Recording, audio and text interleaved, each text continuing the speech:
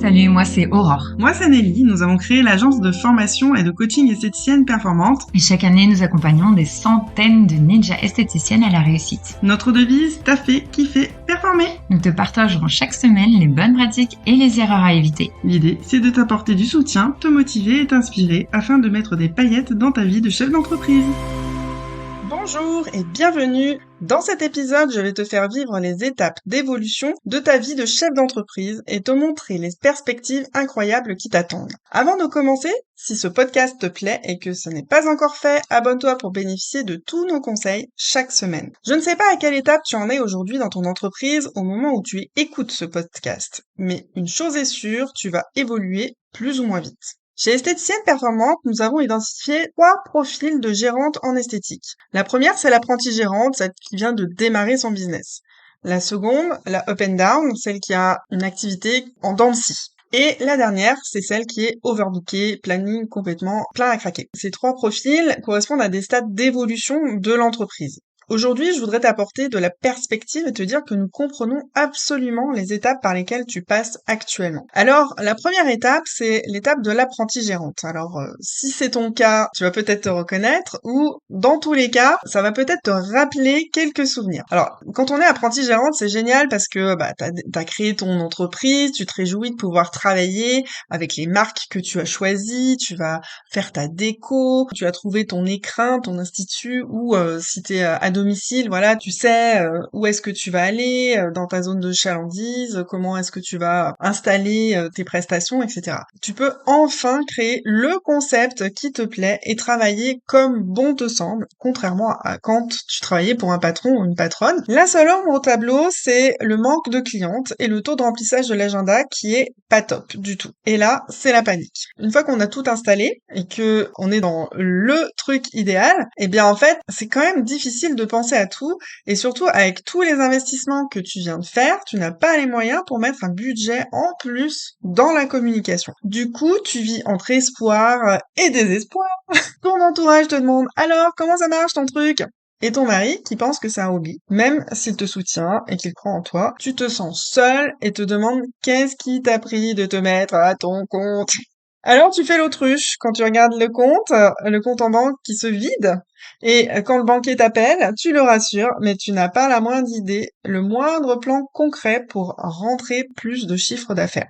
Si tu es dans ce cas, là, clairement, il faut vite réagir et commencer à apprendre les bonnes techniques de prospection. La prospection, je sais, ce n'est pas un gros mot, mais c'est dur, c'est pas facile tous les jours, mais c'est ça qui va te permettre d'aller chercher de nouvelles clientes et c'est pas forcément coûteux en argent. Par contre, ça va prendre du temps et il va falloir retrousser les manches et oser sortir de ta zone de confort, aller rencontrer des gens et ça, je sais, c'est pas facile du tout. Tu peux aussi retourner écouter le podcast numéro 2 Esthéticienne Performante où je t'explique comment augmenter ton panier moyen. Comme ça, tu pourras optimiser chaque visite de cliente qui vient en rendez-vous chez toi. Alors ensuite, on a l'étape numéro 2, c'est le profil qu'on appelle la up and down, celle qui a une activité en dents de scie. Imagine, cela fait quelques années que tu es à ton compte. À certaines périodes dans l'année, c'est l'euphorie, tu travailles presque trop, tu fais des journées à rallonge, tu es épuisé, mais super content d'avoir un agenda plus que rempli. Et à contrario, à d'autres moments dans l'année, c'est le désert total avec un agenda en berne qui te fait totalement déprimer et remettre complètement ton activité en question. L'argent manque.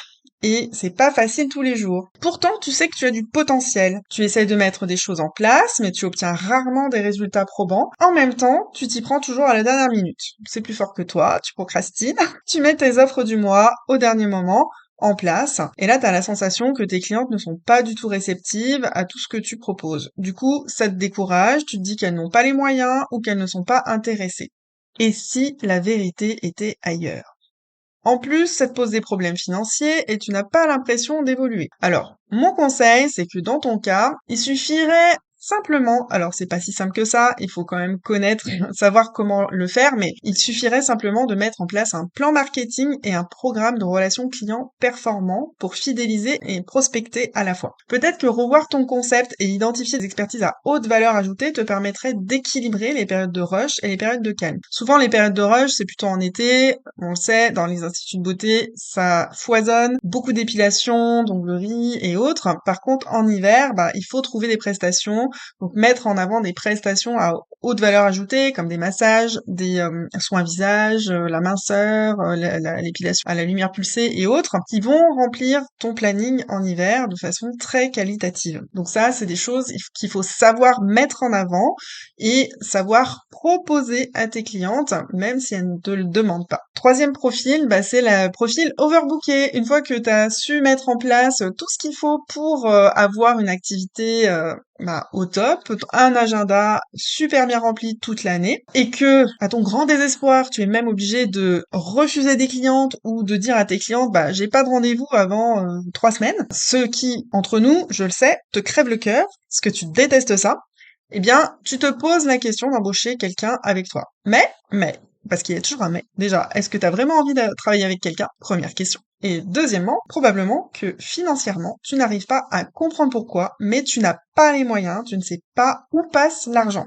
Tu travailles comme une dingue toute la journée, toute la semaine, et à la fin du mois, tu ne sais pas où est passé l'argent. Aujourd'hui, probablement que tu es épuisée de devoir tout gérer toute seule, et parfois même, tu traînes des pieds en allant au travail. Mais qu'est-ce qui t'arrive?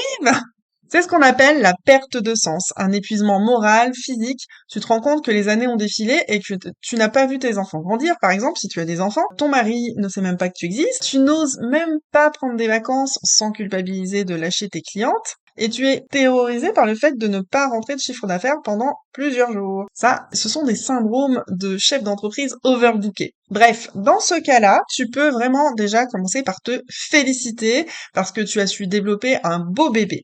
Mais clairement, tu as certainement un problème de rentabilité s'il n'y a pas plus d'argent ou très peu d'argent. Tu peux pas te prendre un vrai salaire à la fin du mois et tous les mois. Il faut donc revoir tous tes indicateurs de performance, peut-être réfléchir à un concept différent, repenser ton positionnement prix, augmenter tes prix. Ouch, ça, je sais, ça fait saigner les oreilles, mais il faut l'entendre. Et revoir aussi, repenser ta communication afin de pouvoir prendre du temps pour toi tout en étant sereine financièrement. Te faire accompagner te permettrait de reprendre du poil de la bête déjà, de retrouver un nouveau souffle. On a des tonnes de ninjas qui ont été dans ce cas-là et franchement, quand elles nous font des retours en nous disant là je suis trop contente, j'ai pu prendre 3 semaines de vacances et c'est passé crème, et je passe du temps avec mes enfants. Alors elles n'augmentent pas forcément leur chiffre d'affaires, elles font exactement le même chiffre mais de façon plus qualitative et elles peuvent prendre du temps pour elles parce qu'elles ont augmenté leur rentabilité. Donc en fait, parfois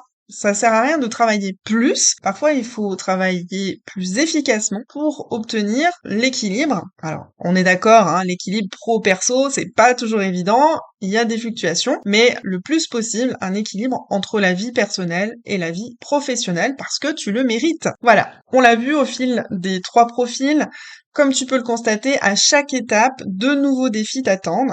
Mais c'est ça aussi le jeu de l'entrepreneuriat. Ce sont des hauts et des bas à gérer. Et clairement, c'est beaucoup plus facile quand on n'est pas toute seule. C'est pourquoi, avec Aurore, nous avons créé l'Académie des esthéticiennes performantes qui apporte les bonnes pratiques entrepreneuriales à 360 degrés. Et puis ensuite, pour celles qui ont déjà fait l'Académie, on a aussi un programme qui s'appelle la Ninja Family qui permet de rester motivé au quotidien pour celles qui ont déjà fait l'Académie. Et je crois qu'il reste un 4e profil dont je ne t'ai pas parlé, c'est le profil de la ninja esthéticienne, celle qui connaît toutes ces bonnes pratiques entrepreneuriales, qui sait les mettre en application, qui a à la fois du temps, qui va s'éclater sur des prestations qu'elle adore à l'institut, qui sait gérer son planning.